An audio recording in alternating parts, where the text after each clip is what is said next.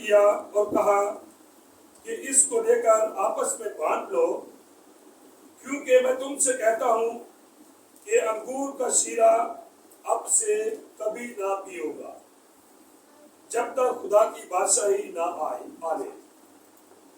फिर उसने रोटी ली और शुक्र करके तोड़ी और ये कहकर उनको दी कि ये मेरा बदन है जो तुम्हारे वास्ते दिया जाता है, मेरी यादगारी के लिए यही किया करो। और इसी तरह खाने के बाद प्याला ये कहकर दिया कि ये प्याला मेरे उस खून में नया हद है जो तुम्हारे वास्ते बहाया जाता है। खुदावंद की पाक कलाम को पढ़े और सुने जाने में खुदावंद की खास मेरे अजीजों, जो मतन जो हवाला आप सबों के सामने पढ़ा गया है, जिस अंजील मुनव्वरा से ये कोट किया गया है, उसके अलावा बाकी अंजील में भी इसका जिक्र हमें मिलता है। उसके अलावा पौलुस रसूल कुरिन्थियों के खत में भी इसके हवाला से हमें बताता है जो मसीह का आखिरी फस है, आखिरी खाना है, उसके बारे में। तो मेरे अजीजों, यहाँ पर मंजर कशी कुछ इस तरह है कि खुदावंद यीशु मसीह अब बाला खाना में मौजूद है और वो अपने 12 शागिर्दों के साथ वहाँ पर मौजूद है। उससे पहले बाला खाना को अरास्ता किया गया, आखिरी फसा की भरपूर तैयारी की गई है। आखिरी फसा का आज का दिन जो हम मना रहे हैं, ये यहूदियों के नज़दीक उनकी बहुत बड़ी एक ईद है और वो सदियों से इस ईद को मनाते आ रहे हैं। ये यहूदियों की सबसे बड़ी ईद इस वजह से है कि वो उनको कौम बनी इस्राइल जब मिस्र की गुलामी में से निकली थी, खुदा ने उनको आज़ादी दी थी, तो उसकी यादगारी में ये मनाते हैं। हम सब इसकी हिस्ट्री से वाकिफ हैं। और यहूदियों की ये नज़दीक ईद इस वजह से भी बड़ी है क्योंकि इसमें वो फसल की कटाई के नज़दीक भी पहुँचे हुए होते हैं। हम सब इस बात से भी वाकिफ हैं। तो मेरे अजीजों, यहाँ पर खुदावंद यीशु मसीह भी शरीयत को पूरा करते हुए हमें नज़र आ रहे हैं, क्योंकि वो यहूदी रस्म व रिवाज का दौर था, यहूदी शरीयत का दौर था, उसको वो मुकम्मल कर रहे थे। तो खुदावंद यीशु मसीह ने भी आखिरी फसा के मौका पर अपने शागिर्दों के साथ वो खाना खाया और उस यादगारी को मनाया। तो यहाँ पर अब जब वक्त आ गया है तो खुदावंद यीशु मसीह जब अपने शागिर्दों के साथ उस वक्त खाना खाने बैठे हैं, तो खुदावंद यीशु मसीह ने कहा है कि मेरी बड़ी आरज़ू थी कि मैं दुख उठाने से पहले हम सब मिलकर यहाँ पर एक खाना खाएं, एक फसा खाएं। ठीक है, उस दिन वो फसा का दिन था। तो मेरे अजीजों, अगर हम इस आयत को यहाँ रखते हुए पुराने अहदनामा की तरफ अगर जाते हैं, हिस्ट्री की तरफ थोड़ा गौर करते हैं, तो खरोज की किताब में, बल्कि पैदाइश से ही मैं कहूँगी, इसका जिक्र हमें मिल जाता है। खरोज की किताब में तो बहुत वाज़ेह इसका जिक्र मिलता है जो आखिरी फसा हम यहाँ पर देख रहे हैं, क्योंकि जहाँ पर कौम बनी इस्राइल में 10 आफतें आई थी मिस्र में, उनकी जो आखिरी आफत थी उसके बाद वहाँ पे लोठे का कत्ल था। जो घर के पेलोठे थे उनका कत्ल था, आखिरी आफत ये थी। तो अब क्या होता है कि खुदा यहोवा को हुक्म देता है कि जिस घर पर चौखटों पर बड़े का लहू लगा हुआ होगा उनको मैं मौत से छुटकारा दे दूंगा। अब उस दिन की यादगारी में भी, ये मेमोरी के तौर पर, आज़ादी के तौर पर ये दिन मनाते हैं, ये फसा मनाते हैं, बेखमीरी रोटी की ईद मनाते हैं, उस दिन की याद में भी करते हैं। लेकिन कलाम मुक़द्दस में लिखा हुआ है, आप सब इस बात से वाकिफ़ हैं कि खुदा का कलाम हमें कहता है कि बगैर खून बहाए माफ़ी नहीं है। अगर हम पैदाइश की किताब में देखें तो इस बात का एविडेंस हमें वहीं से मिल जाता है कि बगैर खून बहाए माफ़ी नहीं है। जब खुदाए कादिर को आदम और हवा पर तरस आया, जब वो गुनाह कर चुके थे, जब उन्होंने महसूस किया कि हम बढ़ना है, हम गुनाह कर चुके हैं, तो खुदाए कादिर को फिर भी उन पर तरस आया और खुदाए कादिर ने उनकी बढ़ंती को ढांपने के लिए, उनके गुनाहों को ढांपने के लिए उनको चमड़े के कुर्ते पहनाए। अब वो चमड़ा कहाँ से आया? हमारे माइंड में क्वेश्चन तो आएगा, उस वक्त वो चमड़ा कहाँ से आया? किसी बर्रा को, किसी बछड़ा को लिया गया, ज़बह किया गया, चमड़ा उतारा गया, फिर उनको कुर्ते पहनाए गए। तो वहीं पर जाहिर हो गया था कि गुनाहों को ढांपने के लिए, हमारी शर्मिंदगियों को ढांपने के लिए खून बहाना जरूरी था। तो वहीं से इस बात का हमें एक क्लू मिल जाता है और आगे जाके खरोज की किताब में बहुत एक ओपन हमें क्लू मिल जाता है। इब्तिदा में अगर हम देखें तो 2 जानों की रिहाई के लिए खुदा ने 2 जानों की रिहाई के लिए खुदा ने बछड़े को, बर्रे को, ठीक है, कत्ल किया, ذبح کیا, پھر اس کا چمڑا لیا, ان کو کرسے پہنائے, ان کو ڈھانپ دیا. آگے چل کر جب ہم دیکھتے ہیں وہاں پر چوکھٹوں پر لہو لگایا گیا, خاندان کے لیے بڑا مخصوص کیا گیا. لیکن آج یہاں پر عید فصح کے دن, آخری کھانا کے دن, وہ بڑا جو مریم کا پہلوٹا تھا وہ خود اعلانیہ اپنے بارے میں بتا رہا ہے کہ میں ذبح ہونے والا ہوں, اور وہ کل عالم کے لیے ذبح ہونے والا ہے. پہلے کسی ایک انسان کے لیے تھا کام, پھر ایک خاندان کے لیے کام ہوا, اب کل انسانیت کے لیے کام ہوا. اور وہ کل انسانیت کا بیڑا کس نے اٹھایا؟ آپ کے میرے خداوند یسوع المسیح نے. کیونکہ باپ کو ہم سے ایسی محبت تھی, اس نے اپنا اکلوتا بیٹا کس کے لیے دیا؟ ہمارے لیے دیا. اب یہ جو آخری فصح کا میرے عزیزوں منظر ہے وہ کچھ اس طرح کہ ہم لوگ سوچتے ہیں کہ اس وقت میز پر آخری فصح کا جو کھانا تھا اس میں کیا تھا؟ انگور کا شیرہ اور روٹی جو خدا نے دی ہے, یہاں پر دکھائی ہے, وہ روٹی توڑی, شاگردوں کو دی اور پھر انگور کا شیرہ دیا.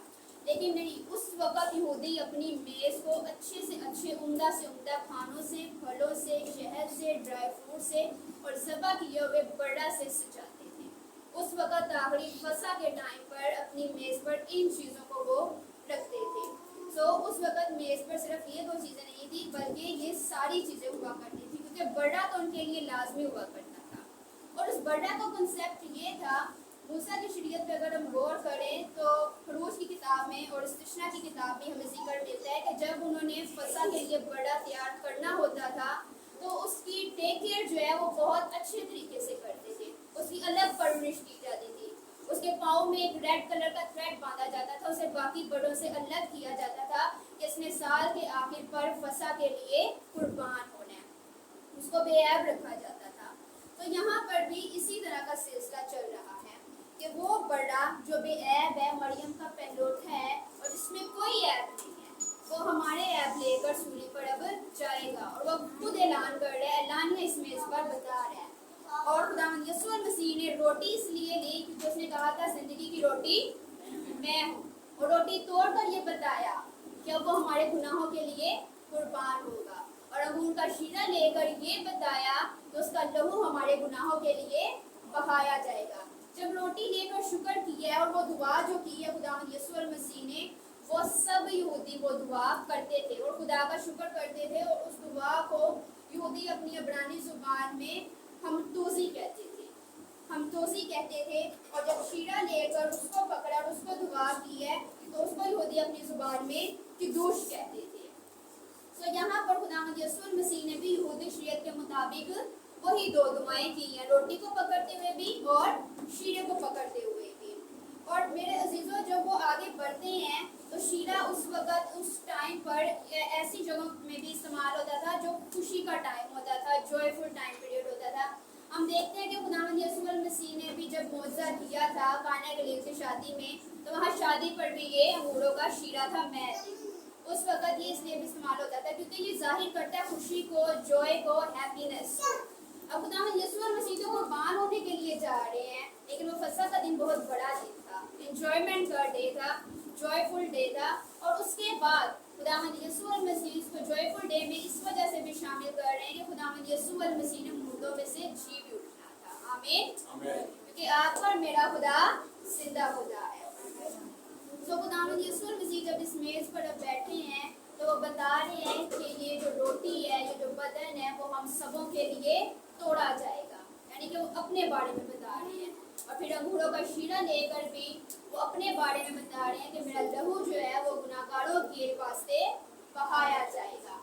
میرے عزیزوں اسی واقعہ میں کچھ دنوں بعد آگے بڑھ کر, یعنی کل کے دن جب ہم گڈ فرائیڈے کو سیلیبریٹ کریں گے, گڈ فرائیڈے کی یاد میں ہم جو اپنی عبادت ہے وہ گزاریں گے, ایک میں اس دن کے واقعہ کی آپ کو یاد دلانا چاہتی ہوں. وہاں پر ایک اور ڈاکو بھی تھا, بڑابا.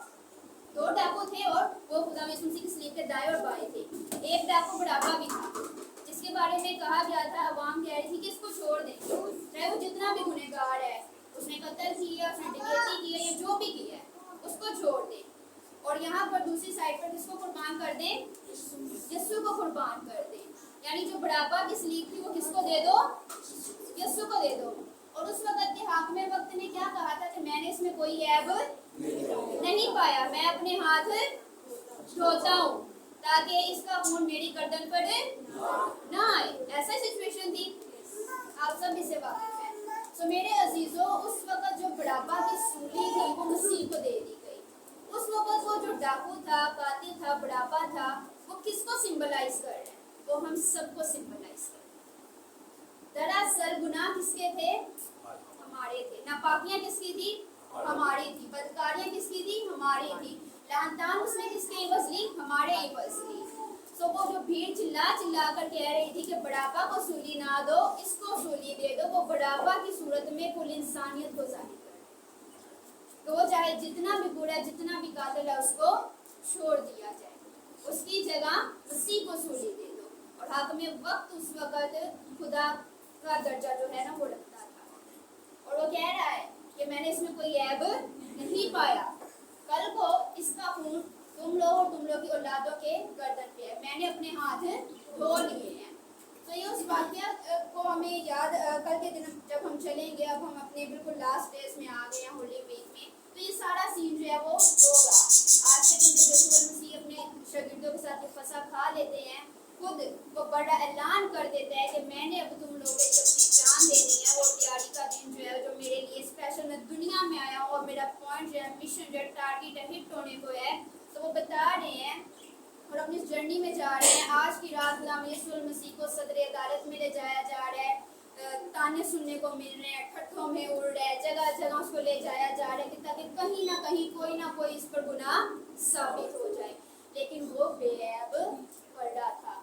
جب خداوند یسوع المسیح کچھ دن پہلے چلے ہوئے آتے ہیں, تو یوحنا رسول جو بپتسمہ دیتا ہے, وہ خداوند یسوع المسیح کو دیکھ کر کیا کہتا ہے؟ یہ ہے خدا کا پردہ جو دنیا کا گناہ اٹھا لے جاتا ہے. اور عید فصح پر بھی بڑا کو بھی قربان کیا جاتا تھا. اور آج کے دن وہ بڑا جو ازلی اور ابدی تھا, خود اپنے منہ سے اعلانیہ اعلان کر رہا تھا اس میز پر بیٹھ کر کہ اب میں تم لوگوں کے لیے قربان ہونے والا ہوں.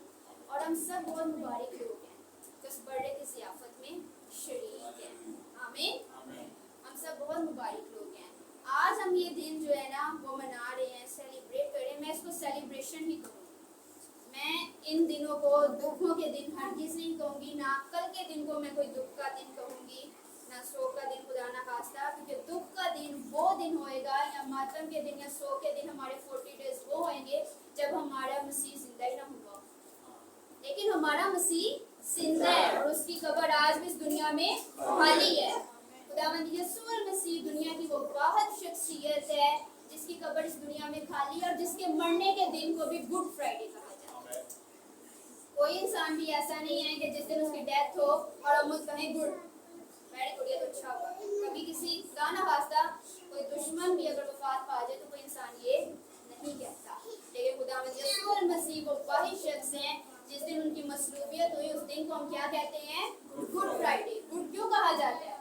کہ نجات کا شادیانہ بچ گیا تھا اس دن, ہمارے گناہوں کا کفارہ ہو چکا تھا اس دن. تو آج کی شام اس بڑے نے اعلان کر دیا تھا کہ ہم سبوں کے گناہ اس نے اپنے